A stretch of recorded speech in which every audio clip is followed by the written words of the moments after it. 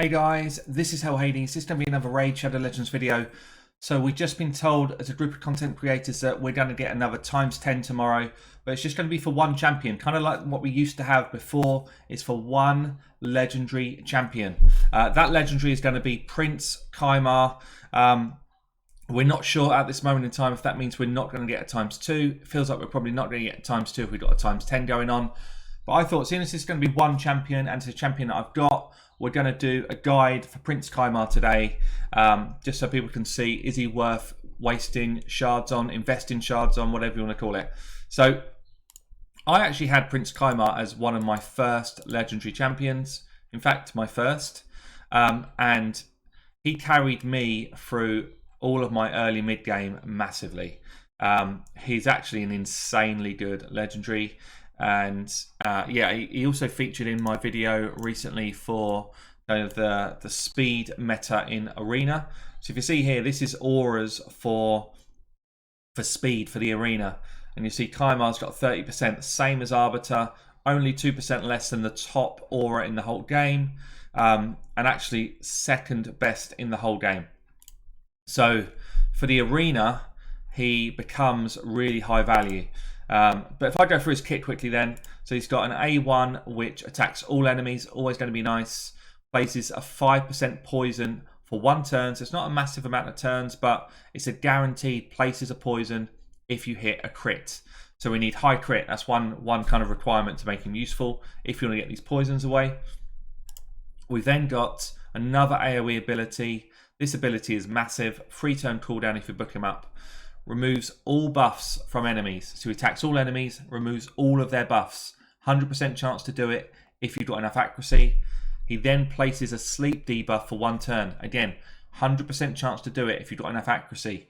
If you've lined up your arena team with a team of single target champs, this is a huge ability. If you've lined up your arena team with a bunch of AoE champs, they'll just wake them up. They'll wake everybody up because sleep's not strong if you've got AoE. If you've got single target, you sleep them, they'll stay asleep until, and basically they'll lose a whole turn. He's then got a very unique ability on his A3.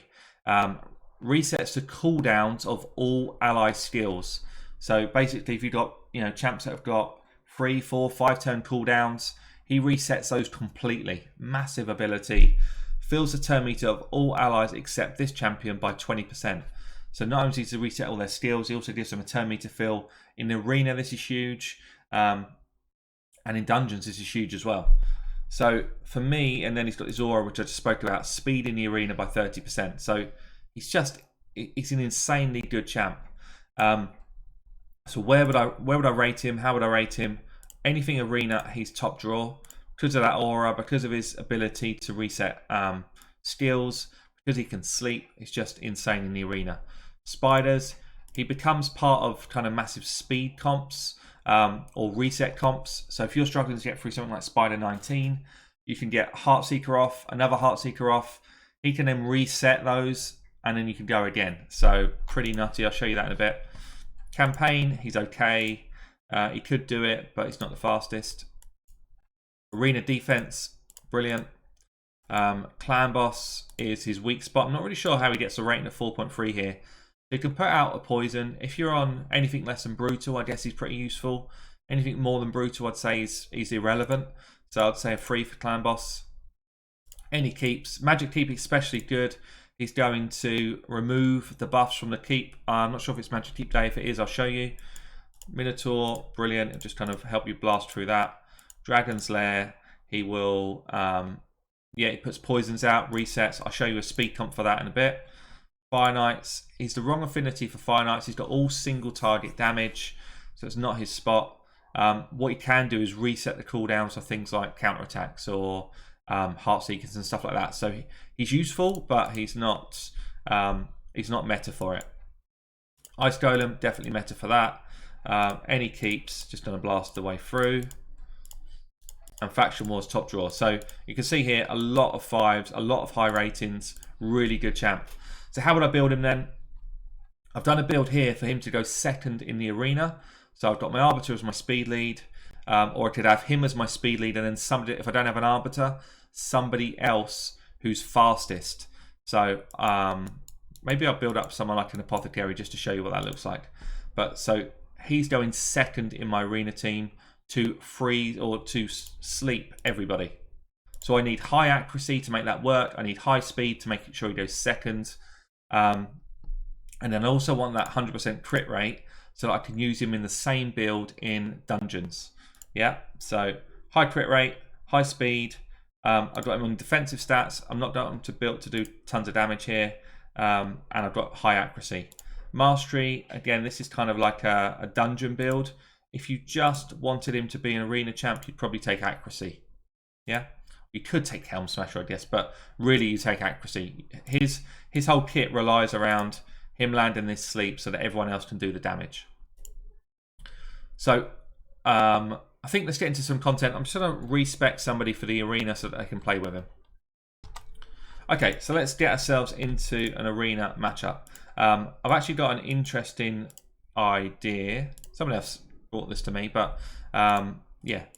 So this composition here that I run normally with an Arbiter lead, I'm going to try running it with a Kymar lead for that same aura, exactly the same as the Arbiter aura, but with Lanicus in here.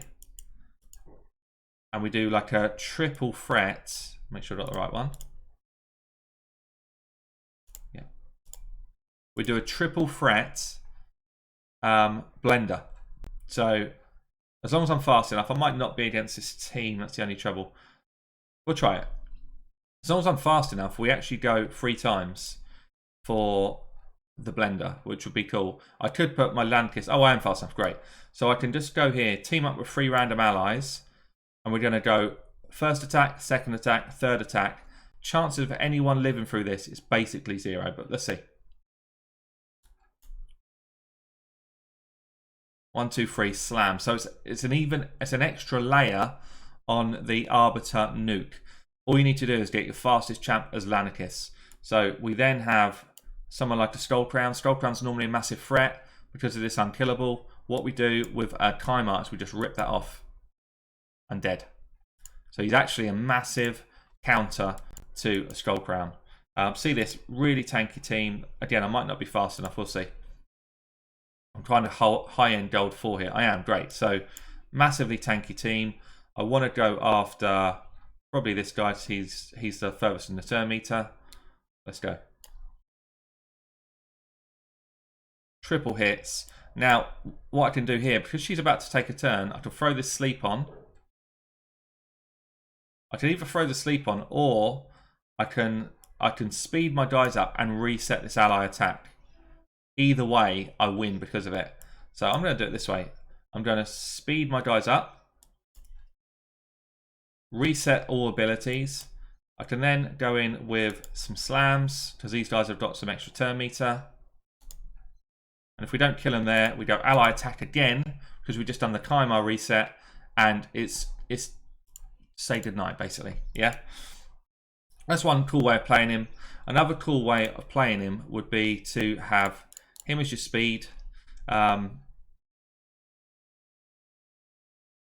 have to be careful, so I'm up against some very good teams here. But I used to play him, so actually like this, exactly this build. I used to go 1, 2, my Gurga, and then some damage. I used to do it in a Skullcrown. It's a bit more difficult now because of rotors, because rotors can cut in. But I'll show you the way I used to play this. So the idea is you go from speed lead, speeding up the team. I've got a bit of a problem actually because of him. We'll try it anyway. Yeah, so we've got frozen here. But the idea is you go speed lead into a crowd control. So in this instance, I've got Gurga doing a freeze. I then lay some pain in on someone. So let's lay some pain in on the Arbiter. We then go into the Kymar. Now the idea here is you can do 2 things. You can either go in and sleep the whole enemy team. Don't need to because we've got a freeze off. So actually I can just go and reset. Now I might freeze everybody because of Torment. Yeah, so I've got a freeze on her. But the idea is you go double. So you go double time to enable your damage dealer to come. So I'm actually going to freeze again. Yeah, so I've got a double freeze off. By which time the damage is already kind of done. you can then, yeah, just start to wail in on the damage on everyone else. But very effective way. So, and here again, I could just go, I'm going to go A1 because I don't need to do the sleep there, but I could have gone and sleep as well. So I'm going to try and get him down a bit. Perfect. Then we can come in with the nukes. Just gives your damage dealer, because she's so slow in this lineup, it gives your damage dealer a lot more time to get her abilities off. Get the sleep on, and then from there it's just auto. So that's a really nice way of playing him. If you're just trying to utilize crowd control abilities like a Gurga, you get your full reset and basically go twice, which is nuts. It's actually nuts. So for me, he's a brilliant arena champ, and like versatile in a lot of different roles in the arena, and right through to absolute kind of high-end plat arena. So he is relevant anywhere. If we take him outside of arena, what I've actually got is a second Kymar. I was lucky to, well, lucky, I don't know if I needed it, but I pulled a second Kymar a while ago. So I've built a second Kymar here. You see I follow the same principles. High crit, it's not 100%. High enough accuracy to land his debuffs, but he's mainly in there just to reset my damage. So if I look at my actual speed comp for dragons, this is my actual comp that I run. Kymar is in there, but my weak Kymar, yeah? So this is the comp that I run. If you watch the way this flows, he's basically just in there to reset my Royal Guards. The Royal Guard comes in, slam 1. We get a reset in between, so I get a definite Royal Guard slam here. That one hasn't reset, this one did. We get the reset, and then we just finish it off with some nukes, which means I always get to the dragon at about 18 odd seconds. So he deliberately, I placed him there for that reason, to reset at the perfect time for me. It means I also get a big slam early on the dragon because I didn't use the second slam for the wave. So you know, these Royal Guards are literally just built to do damage. They can't stay alive with this setup, but I'm at speed farm level. So, you know, this is a kind of different setup to what perhaps you might run if you're not here. So you can see how effective that reset is from the Kymar in getting that done. If I look at something like Spider, let's say you're on Spider 19, but you're struggling to do it. So you're struggling to get through Spider 19, and we have, let's just go with, who's going to play? So you've got somebody like this who's going to be doing your crowd control. Somebody for speed, let's make sure he's got some gear on. Yep. Somebody's speeding us up. And then you're lucky to have 2 Heartseekers. Let's just say that's what you've got. Or maybe you've got 1 and an Armiger, for instance. And then you've got a Kymar. Hold on a minute, I need some. Maybe I don't need him. Maybe I just want to bring some drop defense in a Stag Knight. So this might be your setup, and you might be thinking, well, I need to get my Heartseekers back more often because this guy here can tank stuff up all day long if he's got his abilities. So we're just trying to get through on manual Spider 19. And the idea here, so you can go out straight away with a sleep to sleep a lot of the enemy. We've actually got a negative hit. So he's actually negative here, so he's going to take a lot of damage. But you can go in, decrease attack and defense. You then get a provoke from your Gnarlhorn to give your other guys enough time to start doing some of their damage. So we're going to drop, we're actually going to go with the high damage hit from the Armiger. Get ourselves a nice 370k. We're going to drop turn meter with the Heartseeker. All the time he's taking all the damage. I'm then going to reset abilities with Kymar. Actually trying to get a decreased speed here. There it is. I didn't get it. So at this point I can play this again. Now you see most of the provokes have worn off. There's still a few out there, so I'm just trying to make him unkillable to start with. But I've still got his provoke again. I've got his provoke ready to go again. We get another big hit in from our Armiger. You see he's still tanking up the ones that he provoked. We get another Heartseeker off from our what's her face? We get poisons up on most of these. We go with the nuke again on everyone that's new. And then we get another provoke out. He's still unkillable. Look at that. Still unkillable. He's now provoking all of those into him. Nobody else is taking any damage. And basically, I'm going to manual Spider 19 with... It's an okay comp. It's not like it's a terrible comp, but you know, a relatively low spec comp.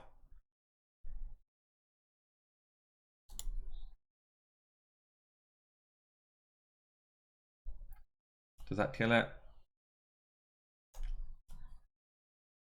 It's gonna be close.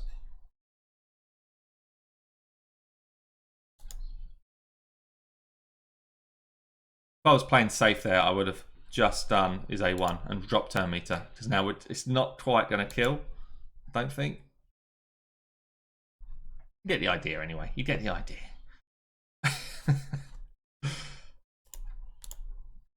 You can see that I record live, guys. That's what I'm trying to show you. I'm trying to show you there's no faking it here. But if you're struggling with Spider 19 and you need to manual it and you get yourself a Kymar, then he is one of the best champs. Just got my best time ever there. One of the best champs to get a manual comp going. And this is, it's not free to play, I guess, but it's pretty, you know, you might have a second armor guy, I don't know, or you might have someone else, but you can kind of just see how you can build compositions around a Kymar to get through content. So he's really effective there. What keep is open? Magic keep, great. Magic keep, perfect. He's actually in my kind of major setup for this. Actually, just whiz our way through these waves. The main reason he's in there is he can clear off the boss. He can clear off the boss's shield. So all the time you're clearing off shields, you know, everybody's happy. Just going to keep his ability back so he doesn't use it. One thing to realize, he doesn't reset himself. If you happen to have two like I've got, he does not reset his own abilities. So we're just going on her. So if you see here, this big shield that's on, we can go in and remove that buff. Yeah. So you remove the buff and it just makes this fight tons faster. So you'll do it on auto. It's not like you need to do it on manual. She's going to throw up another shield anyway in a sec. But if she gets a go. She did. But yeah, so that's what he's very strong for in this keep. So it'll help you get through all sorts of levels if you're struggling with it. But yeah, he's really, really strong in Magic Keep. Otherwise, you know, you can pretty much throw him into any speed comp. You know, you can go into Ice Golems if you're endgame and start to run speed resets. So I could do something like, who did I just have there? Mashold. I could do something like this. Yeah, he just basically runs really well with any sort of team that are going to do nukage. I've actually got the wrong one in, I think. Yeah, he reset too early. He also, if you don't have like a damaged comp and you just want to get rid of the front two's shriek, he could also do his ability there. I think he's used it already. Nope. So he can clear those off. Clear those off. And okay, next one, put it on, but you get the idea again. He can clear those off and just kind of get you through to the main fight much faster. Keep you alive easier. So yeah, so guys, for me, he's not really a clan boss champion, but he's strong everywhere else in the game. Question: if you're asking, is it worth pulling shards just for him? It's down to your account, really. He's a brilliant, brilliant legendary. If you've got him already, fantastic. If you haven't got him already and you've got shards you want to play around with, great, go for it. But you know he's game changing in speed comps for dungeons. He's amazing in the arena, but he's not game changing in a way like a counter attacker is for me. So make your own decisions on it, guys. He is a brilliant champion, I think, and yeah, I guess if you're endgame and you haven't got him, you're probably going to go for him. But yeah, I've been Hell Hades. Hope you enjoyed the guide. Catch you all soon.